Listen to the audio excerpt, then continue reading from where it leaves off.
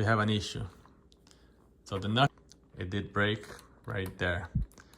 So, hello YouTube, have the HyperGo H14BM, and unfortunately I managed to break this, which is a almost impossible vehicle to break. Well, all RC cars will eventually break, and running through the skate park is never a good idea.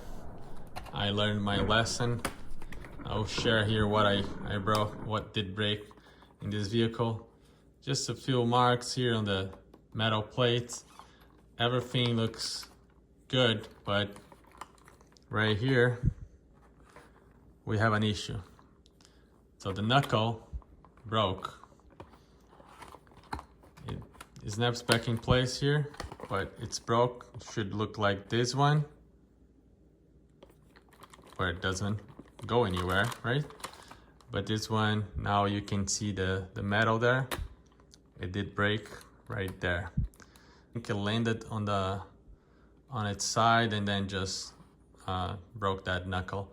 So I did order some extra parts now, and once it gets here, I will also record a video replacing that. Looks funny now with this, but so I'll remove this and let's take a close inspection. Okay, tires off.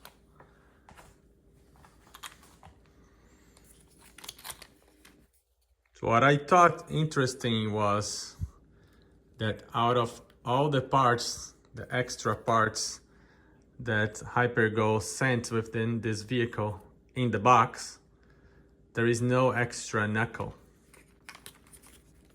I managed to break one of the only parts that didn't came. This is the part right here. It's a plastic knuckle. Very easy to replace. Just remove this screw. Take this off, put a new one. I guess this pin here is something easy to remove as well. And I'll be installing an aluminum part here, so this doesn't happen again. Everything within the vehicle is so clean because it unfortunately happened on one of the first runs. So like I said, they sent a lot of parts within this vehicle. Let me open this bag here and I will show you.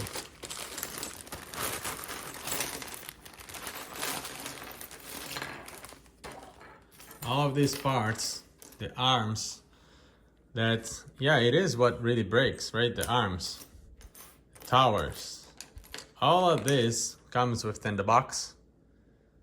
But there is no extra knuckle, neither the rear, and there isn't knuckles for the front as well. And this is exactly what broke this time. I'll have to wait for the parts to arrive and then replace.